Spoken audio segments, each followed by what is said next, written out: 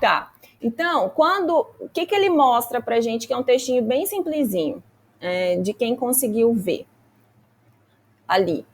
Ele é um textinho que ele vai estar mostrando as principais famílias Coping, que ali está bem amplo, é um textinho bem amplo, bem pelo viés de análise do comportamento, porque ele utiliza Skinner. E aí ele vai falar em níveis, né? Então tem estratégias que a gente utiliza no nosso dia a dia. Então ele coloca várias estratégias de coping, como a gente já está vendo ao longo dos textos. Então a gente começou a estudar emoção. E aí o que vocês entendem por emoção? Vamos lá. O que são emoções primárias e emoções secundárias? Valendo um ponto.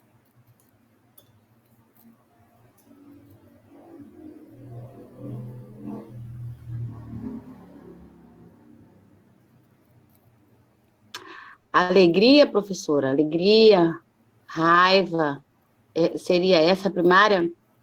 Então, isso, mas por que é primária? Para a gente poder pensar. Por que são primárias? Porque eu trabalhei lá no primeiro e segundo texto. Porque já nasce com a gente, que é espontâneo de cada um. Tá. Também, primeiro que elas vêm de fábrica, né? Todas elas vêm, né? Mas de maneira geral, vocês sabem que a gente também, como qualquer outra coisa, nós vamos aprendendo as emoções, que é isso que Darwin fala quando ele escreve lá, faz aquele livro lá das emoções, né? Só que são tipos de emoções que elas têm que função? Lembrem bem do nome. Para quem, vamos lá, quem que teve uma aluna que respondeu lá bonitinho um dia na aula. Ela tem uma função quando a gente nasce. Qual que é a função para nós? Tô lá eu, um bolinho de carne. Não entendo nada, dependo de todo mundo, não tenho autonomia, não sou um gatinho que já nasce andando, que já sabe miar, que fala miau, a gente só sabe chorar, mas a mãe também está aprendendo, porque é outra, né? Porque não traz também de fábrica. Tá sendo mãe, ela tem pouco... aquilo no código genético dela não tá óbvio como vai pro gato, pro cachorro, enfim. Então, quando eu tô ali, né, sendo aquele bolinho de carne, que eu preciso muito mais, porque a gente não se constitui, a gente não foi vendo através de linguagem, de outros processos, a gente não se constitui pelo outro, a gente precisa do outro, né, o tempo todo. Quando vocês vão ver desenvolvimento, vocês já viram, é isso. Então, eu preciso do outro. O humano, diferente de outras espécies, ele precisa de um cuidador para dar conta dessas necessidades aí primárias aí, ou de cuidado, vamos dizer assim. Então, essas emoções, raiva, né, alegria, a gente vai aprendando, porque ela não é tão espontânea. Mas, assim, tem alegria, raiva, que eu tô ali, a repugnância. Qual mais? Tristeza, medo. Tristeza, medo, elas têm uma função adaptativa. Então, vocês têm que lembrar muito disso, porque isso é conteúdo que vai cair em prova de vocês. Elas têm uma função adaptativa. Por quê? Porque depende da nossa sobrevivência. Então, você está com medo, por exemplo. O medo, ele é muito bom.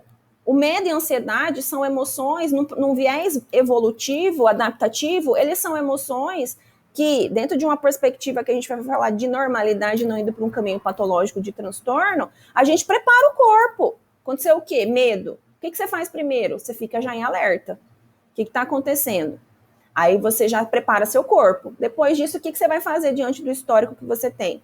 Ou você paralisa, ou você foge, ou você vai para a luta. Que são os 3 comportamentos básicos que aí nós temos acerca do estudo do medo. Verdade. Então, assim, são tipos de emoções que nós temos aí, né? Depois que a gente vai para o processo de aquisição, interação, que a gente vai vendo lá na linguagem, a gente vai aprendendo outras emoções que vão vindo dessas primeiras, mas essas primeiras vão ser as que mais aparecem no nosso repertório. E aí a gente sabe que o amor, aí tem perspectivas teóricas que eu não trouxe aqui, que vão defender que o amor a gente não é uma emoção primária, porque a gente vem primeiro acerca de cuidado, então ela tem campos de interesse com outros tipos de emoção. Mas onde é que eu vou construindo essa emoção? Pelo vínculo. Que aí, se eu tivesse dado para vocês desenvolvimento, vocês teriam mais essa dimensão. Mas é por aí. Então, eu constituo ele pelos vínculos do cuidador principal, pelo processo de cuidado, porque a gente, num outro, não foi nesse, foi num outro. Aí a gente apresenta para o sujeito essa interação, o sistema límbico vai sendo desenvolvido, tanto da mulher hoje quanto do homem. Isso é do principal cuidador, que assume essa função. O que é o principal cuidador? Mulheres que já tiveram filhos e homens que também fizeram essa função. A mãe, depois que tem o neném, o que acontece? Vocês que são mães aí, os pais que também fizeram essa função hoje, porque a gente tem que discutir muito paternidade. Você não dorme mais como você dormia antes de ter um neném. Não para todas as mães, tá? Mas é assim que a gente fala dentro do campo da neurociência. Por quê? Porque o límbico ativa e você fica em alerta. Então, aquele sono que você tinha, você não tem mais. Qualquer barulhinho, eu mesmo hoje funciono assim. Qualquer barulhinho eu tenho sono leve. Acorda. E aí, onde é que a gente desenvolveu isso? Tendo o filho. E aí, no documentário que eu mostrei, ele vai falando bem isso acerca da neurociência. A gente tem esse desenvolvimento, os pais têm, famílias, por exemplo, numa configuração homo, um dos parceiros pode desenvolver. Então, isso não está questão de gênero. O que eu defendi muito numa das minhas aulas sobre desenvolvimento é a questão do cuidador. Seja homem, seja mulher, quem for. Antes, a gente tinha socialmente isso muito mais da mulher. Agora, não. Por quê? Porque a mulher, no senso do social e cultural, ocupa um lugar. Hoje, a gente está com outras discussões. E a neurociência está caminhando para isso. O que a gente quer dizer? Não é só da mulher esse lugar. Também o homem ocupa. Ou famílias homoafetivas, isso também acontece. Então, um deles vai fazer isso. Um deles vai estar mais conectado. E como que isso se retroalimenta? Isso se retroalimenta pelo vínculo, pela interação. Então, conforme eu vou me apropriando dos processos de paternidade ou maternidade, no cuidado, de como fazer o toque, isso é retroalimentado. É daí que vem o quê? As relações e os afetos positivos. Mas eu preciso fazer esse movimento, né? Aí depois a gente entra em estilos de apego aí. Mas, enfim, se eu tenho um cuidador que ele não está muito aí, ele não atende as minhas necessidades básicas. Né? Ou se eu vivo numa instituição que tem muitas crianças, isso tem, enfim. Né? Às vezes aquela criança que mais chora, não sei o que, é que tem mais atenção. Mas, enfim, o que eu estou dizendo? Que essas emoções que a gente vê, assim como os comportamentos de choro, enfim, entre outras coisas, a gente precisa vir com elas de fábrica, porque elas têm uma função adaptativa e de sobrevivência. Sem elas, nós não conseguiríamos. Diferente de outros animais que já saem andando, nós não temos, nós dependemos integralmente de alguém para nos cuidar, senão nós não sobrevivemos, né? Então, diferente de outras espécies aí, como eu tenho mais a perspectiva evolutiva para trazer para vocês, nós precisamos do outro, não tem como. E aí, trazendo, por exemplo, o que a gente viu muito no histórico-cultural, não sei se não foi com a outra turma que eu trabalhei, mas trazendo isso, a gente só vai constituir esse processo aí de se tornar essa cultura, esse humano, através do quê? Desses cuidados, dessa interação com outras pessoas que estão me cuidando. Né? Então, assim, a gente vai se constituindo. Então, essas emoções primárias, elas vêm, e aí a gente vai interagindo. No campo das interações vão vir as secundárias. Né, que vem dessas outras, essas emoções primeiras, mas que depende de um campo relacional para que isso aconteça. E um campo de quê? De linguagem, que é de significado. Então, vocês não sabiam, a repugnância já vem conosco, mas assim, vocês não sabiam, por exemplo, e às vezes a repugnância, assim, dependendo de espécie, a gente não tem no nosso código genético, a gente pode comer o que não pode.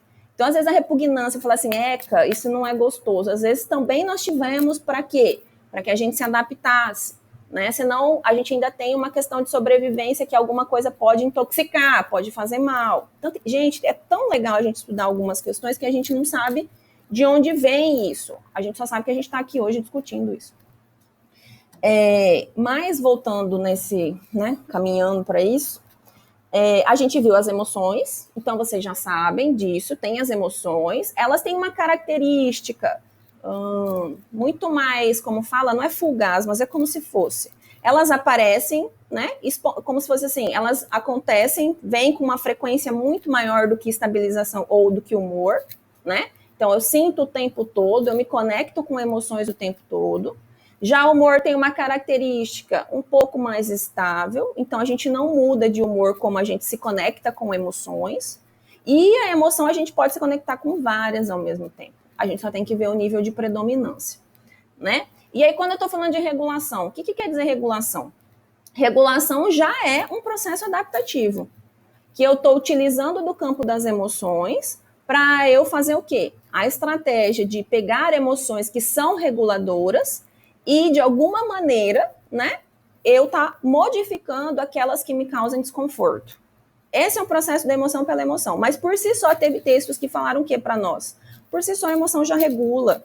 Mas tem os mecanismos cognitivos também, que eles também se tornam mecanismos reguladores ou que o sujeito usa de autorregulação, né? Mas quando eu estou utilizando a emoção para regular, é mais ou menos essa função. Eu tenho uma intencionalidade por trás disso, eu não eu vou falar de emoções, então eu estou totalmente direcionada. Não, nós sentimos. E isso, às vezes, a gente não tem como controlar, porque nós temos um histórico de vida.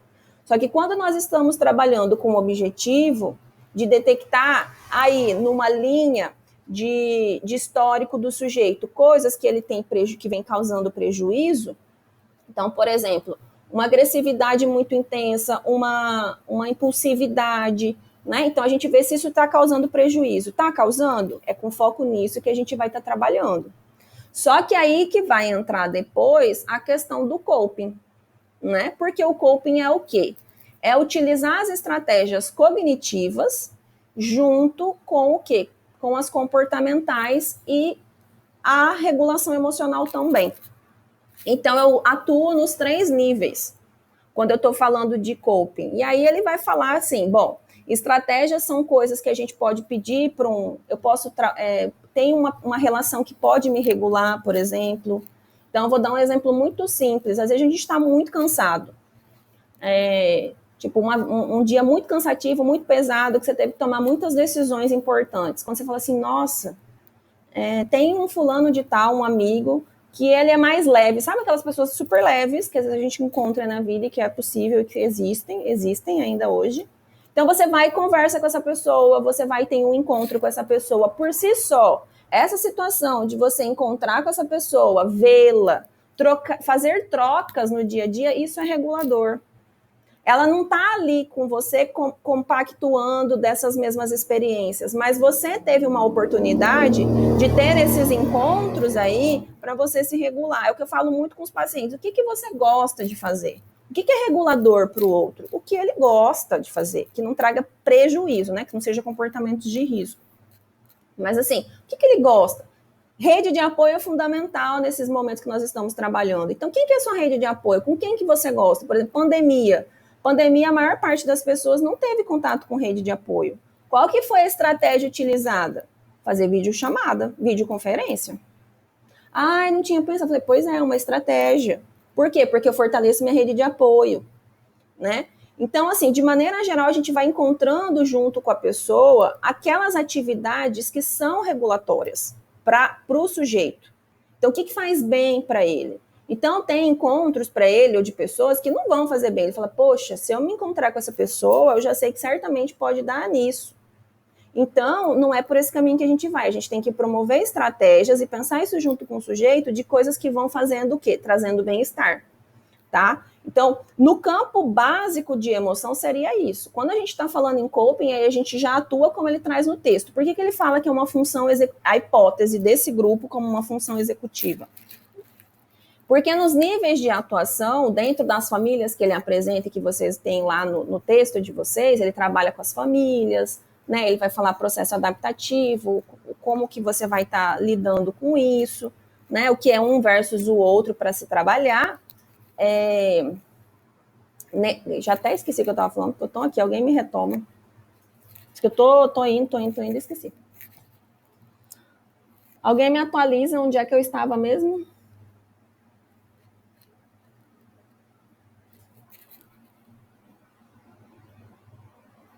Professora, ainda a senhora está falando sobre os sentimentos primários, né? Ah, tá, voltando, agora eu lembrei. Não, não tô não, já estou em outra coisa. Estou falando sobre estratégia. Lembrei. Ele define como sendo uma... Deixa eu lançar aqui, deixa eu ver se eu consigo para vocês. Peraí. Porque aí vocês vão entender o que eu quero chegar. Eita. Apareceu? Apareceu, né? Ó, aqui ele trabalha a definição de coping, ele dá os conceitos. Então, o que é coping para ele aqui? É um processo ou uma interação que se dá entre indivíduo e ambiente. Função ou administração da situação estressora, ao invés de controle ou domínio da mesma. Que aí, isso daqui, gente, vocês só vão, por exemplo, ter dimensão quando a gente for para a parte de estágio, aí eu explico isso para vocês, tá? Porque aí a gente tem que trabalhar outras questões por trás disso. Mas, enfim, é quando você consegue gerenciar isso, né? Fazer uma avaliação disso, e aí a gente consegue fazer aí um trabalho que é possível, o sujeito já está num nível de avaliar, né? Fazer uma avaliação antes do que isso pode acontecer, do que pode acontecer, e aí evocar outras coisas. Aí ele fala que é um processo sim consciente. Por quê? Porque você tem ações para atuar nisso. Então, você está atuando em níveis de consciência, né? Porque ele vai estar trazendo o que ali? Ele traz as perspectivas teóricas que nós vimos, ele vai estar falando lá do que nós vimos, que quem que foram os primeiros estudos, aí lembra que eu apresentei para vocês? Quem que iniciou? Quem iniciou foi lá da psicanálise. Então, a psicanálise iniciou lá com os mecanismos lá de defesa, né? E cada um deles, o que é esse olhar? Então, a psicanálise tem um olhar para isso, mas não é a mesma nomenclatura, né? Só que a psicanálise tem o viés da consciência e da inconsciência. Aqui ele quer dizer, nós não trabalhamos com o inconsciente, nós trabalhamos sim com fenômenos conscientes, né? Bom, aí ele vai ter que fazer esse conjunto de esforços que ele fala aqui é dos processos cognitivos e dos processos comportamentais, que ele engaja nesse sentido e atua por essa via, né? Bom, deixa eu passar aqui, que é o que eu quero. Aqui as gerações que eu falei para vocês, que são os primeiros estudos sobre isso, aí vocês veem como um construto também ele coloca. Aqui que eu quero mostrar. Ele trabalha as ordens. Bom, deixa eu ver aqui. Aqui, ó, a primeira ordem que é a instância de coping, né? Nessa instância de coping aqui, ele coloca essa primeira ordem aqui, deixa eu ver onde é que ele explica, que fica bem bonitinho. Olha aqui, a primeira ordem ficariam as instâncias de comportamentos específicos, como pedir conselho de um amigo, né? Então, assim, já são os recursos que nós utilizamos para a gente se autorregular, para a gente dar conta, procurar outras estratégias, né? Bom, o que eu posso fazer com isso? Né? Tem uma outra ideia? Às vezes a gente nem busca isso, às vezes a gente busca uma confirmação do que a gente está fazendo é certo, mas às vezes tem colegas nossos falando, não, mas será que pode? Você já pensou por essa via? Né? O que você acha disso? E aí ele fala o quê? O nível superior aqui, que é o de quarta ordem, estaria nesse conjunto de processos adaptativos básicos, né? Que aí ele fala que atuaria nesse nível de estresse, psicológico, social e fisiológico. Tá, aí aqui, ó. Aqui, então, ele teria essas primeiras instâncias, que já é o básico que nós utilizamos no dia a dia, né? Por exemplo, a ruminação ali, de ficar no campo da ideia, tentando buscar estratégias, às vezes, tem trabalhos que exigem muito isso. Se você trabalha com processo, por exemplo, a pessoa fica lá horas e horas pensando, aquilo também causa estresse, aquilo também cansa, né? Então, tem estratégias que a gente já vai utilizando no nosso repertório do dia a dia, que por si só a gente vai dando conta às vezes e não, tá? Aí ele coloca que essa quarta ordem é o processo adaptativo, mas eu dependo do quê? Da família e da estratégia. Então, ó, a família que ele põe aqui, que é bem legal, eu volto aqui. Aqui, ó, aqui seriam as famílias que ele vai colocando, e esse trabalho aqui tá até completinho, tá bem legal. Né? Aqui, famílias que eles colocam, se vocês forem ler outros teóricos, a gente vai estudar outras coisas, mas esse aqui é bem legal. Aqui é o funcionamento da família num processo adaptativo. Então, tenho aqui famílias, né, que estão lá postos na literatura, que é como o que vai aparecendo aí para o sujeito. Resolução de problemas, criar estratégias, ação instrumental, planejamento, buscar informação, leitura, observação, perguntar aos outros, desesperança, confusão, interferência, fuga. Aí como é que fuga? Evitação cognitiva, evitação comportamental, negação, raciocínio emocional. Então são famílias que vão aparecendo, né? Esses mecanismos aqui de comportamento e de cognição. Aí, como é que é o funcionamento aí? Ajustar as ações para serem efetivas, isso é um caminho, isso já é um trabalho, né? Encontrar contingências adicionais, né? Então, o que eu não estou olhando ali? Será que tem outras coisas, né, que de alguma maneira vão reforçar para mim continuar nesse comportamento? Quer dizer, o que está acontecendo aí? Encontrar limites de ações, e isso é legal também. Só que isso a gente vai construindo ao longo do tempo, não é simples, né? Fuga de ambientes não contingentes, né, incontroláveis. Lembra que eu disse para vocês? Tem situações em que a única coisa que cabe é que o sujeito saia do ambiente. Por exemplo, em casos de homofobia, né, tem casos muito sérios que não adianta a gente ficar ali, então, o sujeito vem todo dia, sofre todo dia com aquilo, e você vai falar assim, não, vamos lá. Às vezes, a melhor estratégia para o sujeito é sair.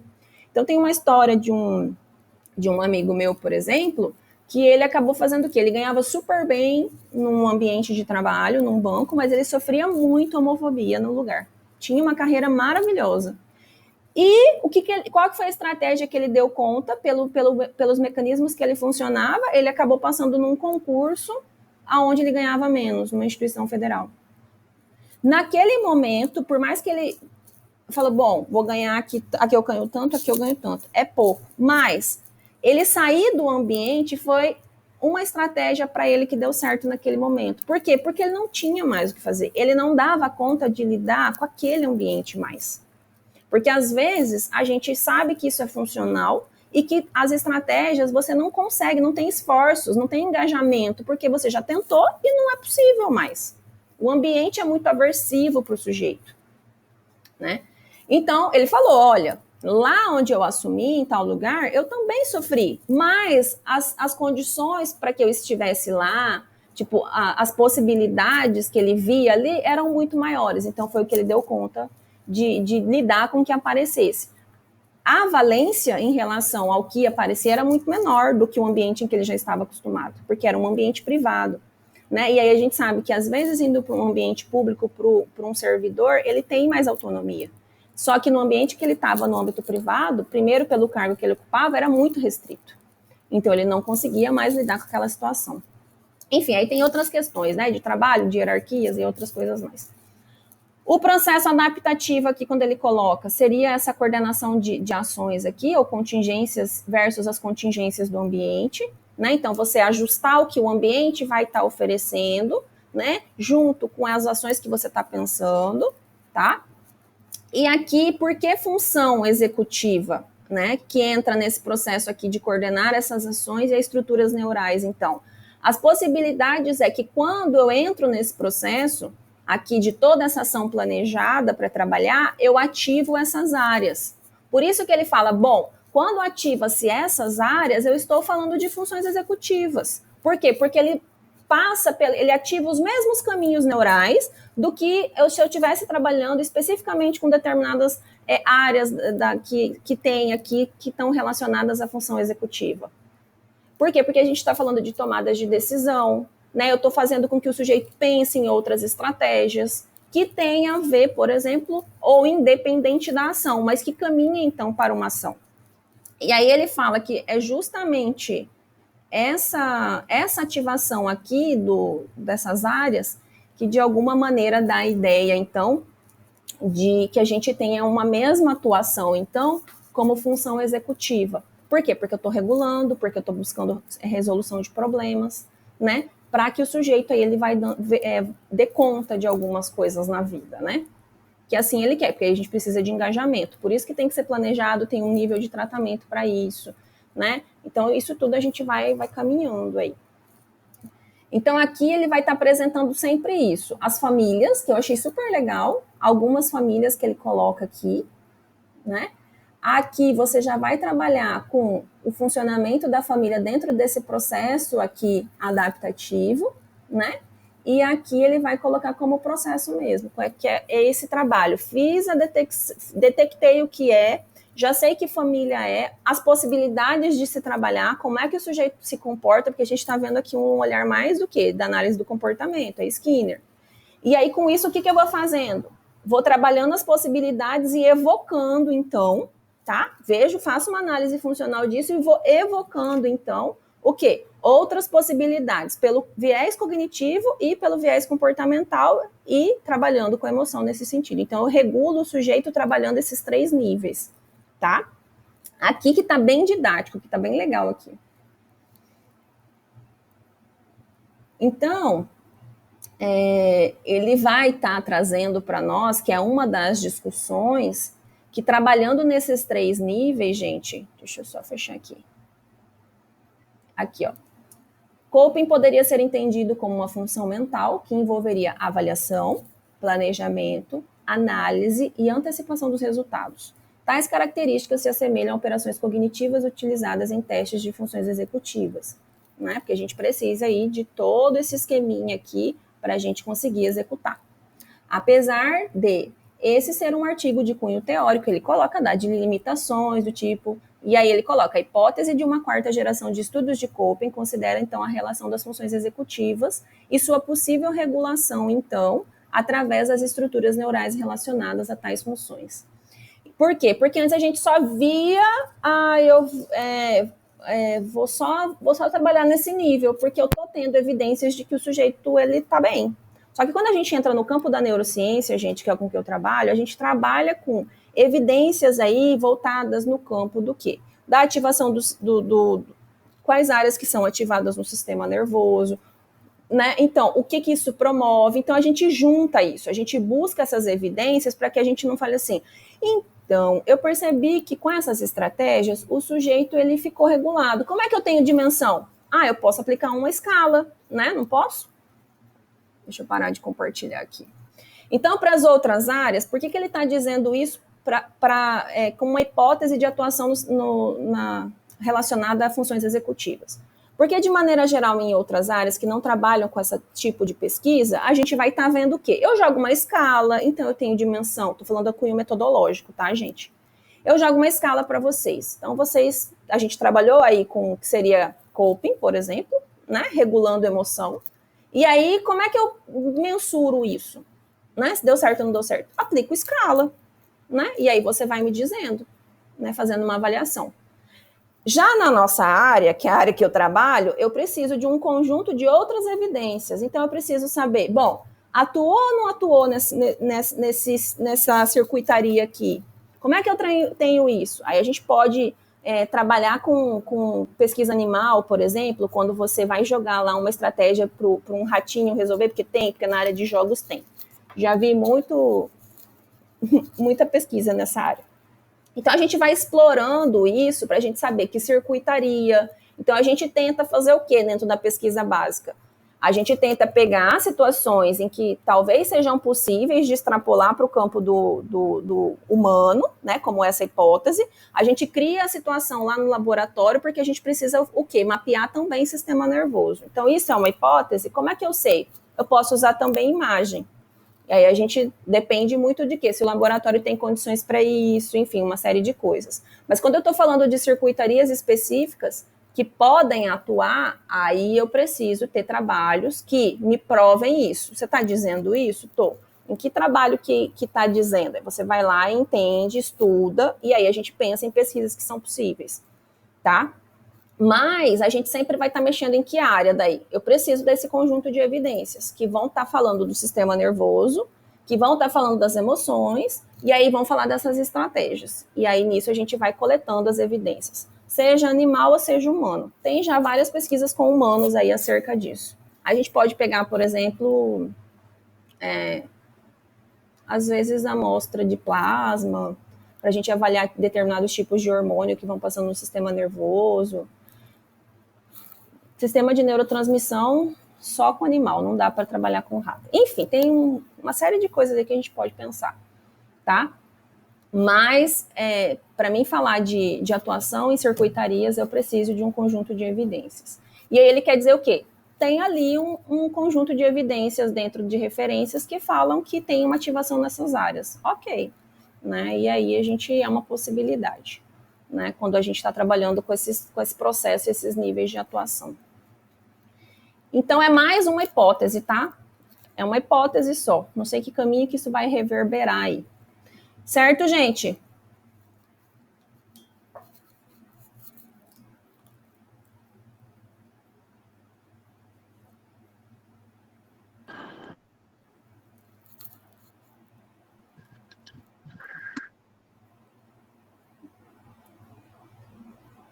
Tranquilo?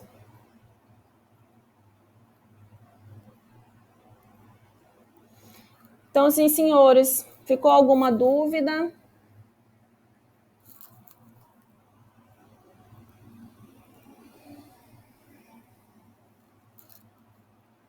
Tranquilo, professora. Então, tá certo. Então, gente, ok, Carlos. Então é isso, tá? Mas é o basiquinho, é só uma coisa para vocês saberem. Eu acho que o Marcos me perguntou, né? Eu acho que foi no início que a gente estava trabalhando isso. Professora, quais são as outras vertentes? Quais são as possibilidades? Então, vocês viram que tem possibilidades ao eu trabalhar com essas estratégias e que cada um significa a sua maneira. Então, se eu for pelo um olhar, que aí não vai ser o mesmo nome da psicanálise, são os mecanismos de defesa. Por quê? Porque dentro dos mecanismos de... Aí os psicanalistas vão falar disso melhor para vocês. A gente vai atuando.